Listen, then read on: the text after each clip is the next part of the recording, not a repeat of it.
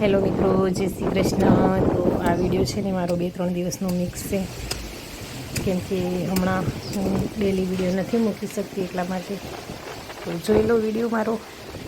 અમે આવી ગયા છીએ બસ સ્ટેન્ડે અને મેં લીધો છે મામું માટે થોડો નાસ્તો. એ જવાના એટલી બસમાં ભૂખ લાગે તો ખાવા થાય.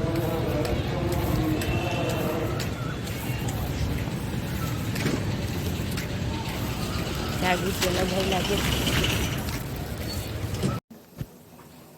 Hello friends, good evening. હું બનાવી રહી છું ચિપ્સ. આમ તો આપણે છે ને અત્યારે સાંજના જમવામાં ચિપ્સ નથી, પણ આ તો નાસ્તા માટે બનાવીએ. અત્યારે બહાર કામ ચાલુ હોય વરિયાળીનું, એટલે ઓલરેડી બનાવ્યા છીએ વડા. બતાવી દઈએ, વડાપાઉંના વડા બનાવી દીધા. તે થોડું ખીરું બચ્યું હતું. પલ્પીસની ચિપ્સ બહુ ભાવે કહેવાય મને, થોડી ચિપ્સ બનાવી દીધું. આમ પણ હું બનાવવાની જ હતી થોડી, ઝીણીની ચિપ્સ બહુ ભાવે એટલે બનાવી દઈએ ચિપ્સ. વડાપાઉંની વડા તો થઈ ગયા તૈયાર, અને બીજી બધી પ્રિપરેશન બાકી પછી કરીશું.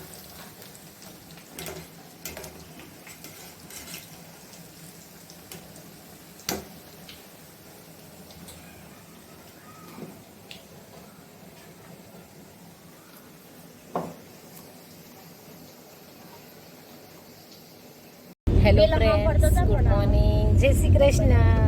આપણે ક્યાં જઈ રહ્યા લાડુ? હે,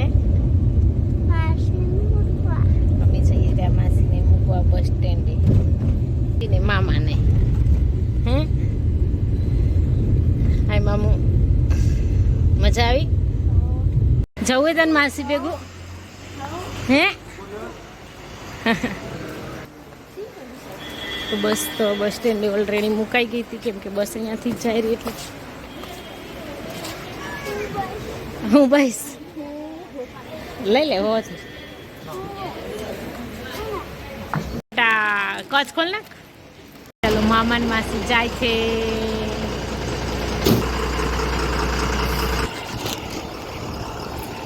ચલો એને બાય આપણે જઈએ. આજે મારે રિપોર્ટ કરાવવાનું હોય તે દવાખાને. હેલો ફ્રેન્ડ્સ, ગુડ ઇવનિંગ, જય શ્રી કૃષ્ણ. તો જેવો છે ને વરસાદ અને વાવાઝોડું, એકદમ પવન ધાબા ઉપર. કોથળી લઈ આવો, કોથળી ના લઈ આવો એના કરતા. મમ્મીએ થોડો કાલો હતો એ મને કહેતા નથી તમે, હું તો એમને આવી ધાબા. મને કોથળી દોતા અહીંયાથી એક કલ્પીશ. કોથળી ઢાંકી દીધું. એ એકદમ વરસાદ જેવું થયું હતું. અત્યારે પૂરું થઈ ગયું, પણ પવન વધારે. કોથળી દોતા એક ત્યાં હે. એકદમ ઠંડો ઠંડો પવન આવેલો. જેનુભાઈ જો મોહમ્મદભાઈ જોડે કરે છે એન્જોય. હા, થઈ જશે તો થોડાક ખાલી વરી લેશું, કેમ કે ગાય ખાણમાં ખાઈ જાય રહી. એટલે જો આપણે બગીચામાં મમ્મી પવન તો કેવો મસ્ત આવે. તો આપણા આંબામાં તો ને કેરી નથી. જો કેરી હોત ને તો બહુ નુકસાન થતું, પણ આ વખતે આંબામાં કેરી છે જ નહીં. ખારે પછી પણ ખારે નુકસાન નહીં થાય. ફૂલે નારિયેળના ફળાએ ખરી જાય. અત્યારે કેરી હોત ને તો લગભગ મોસ્ટ ઓફ તો ખરી જ જત. આપણા આંબામાં કેરી તો છે જ નહીં. 2-3 કેરી એ લટ કેરી છે ને.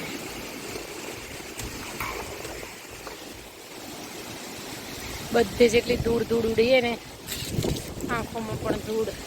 વાતાવરણ તો એટલું મસ્ત થઈ ગયું, ઠંડુ ઠંડુ એકદમ. પવન, આકાશ જુઓ છે ને, વાદળ વાદળ વાદળ.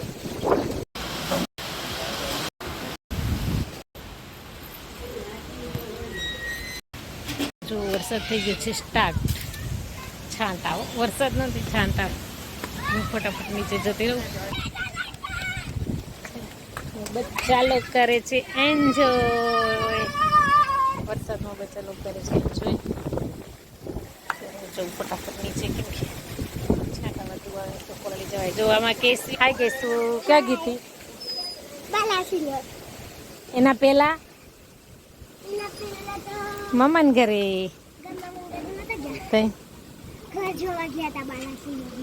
મજા આવે નાવાની? હું હમણાં જ ઉપરથી આવી. ના હું જવું એ નીચે. તો ચલો જઈશ નીચે. તો વરસાદ થઈ જશે સ્ટાર્ટ. આપણી વરિયાળી પડીએ ઢાંકી દીધી. તો બાજુ ચણા હે એ ઢકે ખબર નહીં પછી કેટલું આવશે.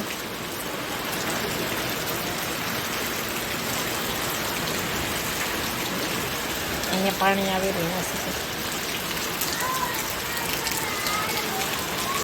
હેલો મિત્રો, ગુડ મોર્નિંગ, જય શ્રી કૃષ્ણ. તો અમે જઈએ છીએ એક્સરસાઇઝ કરવા માટે. રેડી? જેને તૈયાર થઈ ગયો છે એક્સરસાઇઝ કરવા માટે. તો ચલો આપણે જઈએ એક્સરસાઇઝ કરવા માટે. થોડા વહેલા જવાનું હોય. મળીશ પછી. હેલો મિત્રો, તો જો હું બનાવું છું આજે ચણા પુલાવ. એના માટે મેં આની સબ્જી છે ને, છોલે મારા બપોરના બચ્યા હતા એ. અને આ છે આપણા રાઈસમાં છે ને મેં થોડી હળદર અને મીઠું એડ કરીને ચડાવ્યા હતા. અને આપણા છે બાસમતી રાઈસ જુઓ છે ને, અને કેપ્સિકમ સમારું, પછી મસાલો કરું. તો છે ને અહીંયા મેં ચણા પુલાવનો વઘાર સ્ટાર્ટ કરી દીધો છે. એની અંદર એડ કરીશ રાઈ, જીરું અને કેપ્સિકમ. પહેલાં કેપ્સિકમને ફ્રાય થવા દઈશ, પછી અંદર બીજા મસાલા એડ કરીશ. તો અહીંયા છે ને મેં વઘાર માટે દહીં લીધું, એ થોડું થઈ ગયું બેટા. પછી એની અંદર નાખીશ મસાલા, પછી ધાણા જીરું, મરચું પાવડર થોડું ઓછું એડ કરીશ, કેમ કે પુલાવ તીખા નહીં જોઈએ. ધાણા જીરું પાવડર થોડું વધારે એડ કરીશ. એની અંદર થોડું એડ કરીશ પાઉંભાજી, બસ થોડું વધારે થઈ ગયું. થોડું છે ગરમ મસાલો. અને આ છે આપણો પુલાવનો સ્પેશિયલ મસાલો. થોડું ટામેટા કેચપ અને થોડું નમક પણ આમાં જ એડ કરી દઈશ, બહુ નહીં, કેમ કે છોલેમાં છે ને બધા છે. આને મિક્સ કરી દઈશ. તો જો આપણું મસાલાવાળું દહીં થઈ ગયું છે રેડી. આની અંદર બીજું કશું જ મસાલો યુઝ નથી કરવાનો. ઉપરથી આને એડ કરી દઈશ તેલની અંદર. જ્યાં સુધી તેલ છૂટું પડશે ત્યાં સુધી પકાવવા દઈશ બરાબર. હળદર તો મેં ઓલરેડી પુલાવમાં એડ કરી છે એટલે એને નહીં એડ કરું. આને છે ને સતત હલાવવું પડશે, નહીંતર દહીં ફાટી જશે.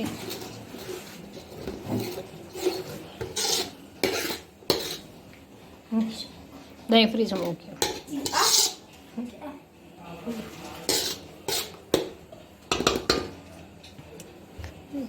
તેલ છૂટું પડવા સ્ટાર્ટ થઈ ગયું. અંદર પહેલાં એડ કરી દઈશ સબ્જી.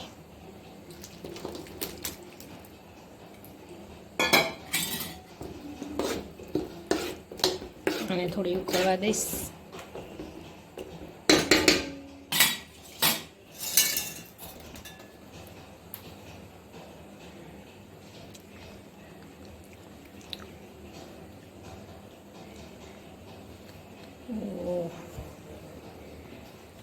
સરસ મજાનો ઉબાળ આવી ગયું છે. હવે આની અંદર મેં એડ કરી દીધી છે રાઈસ, અને હવે આને કરી દઈશ મિક્સ. અહીંયા આપણા ચણા પુલાવ થઈ ગયા છે રેડી છે ને, ખીલેલા અને સરસ. તો ચાલો મળું પછી જમીને.